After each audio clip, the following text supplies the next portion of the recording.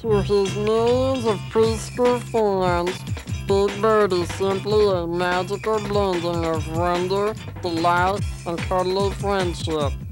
Big Bird was conceived by Jim Henson and performed by Carol Spining on Sesame Street.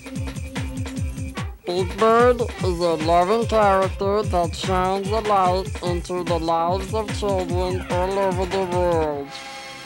He is charming, loving, stubborn, and intensely curious.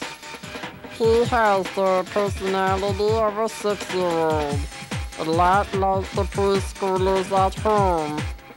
He made his first debut on Sesame Street in November 1969. At any minute of any hour of any day, thousands of children are being entertained by Big Bird. Big Bird is important for the positive role model of young children. There is hardly a person under the age 25 living in this country who has not been touched by him in some way.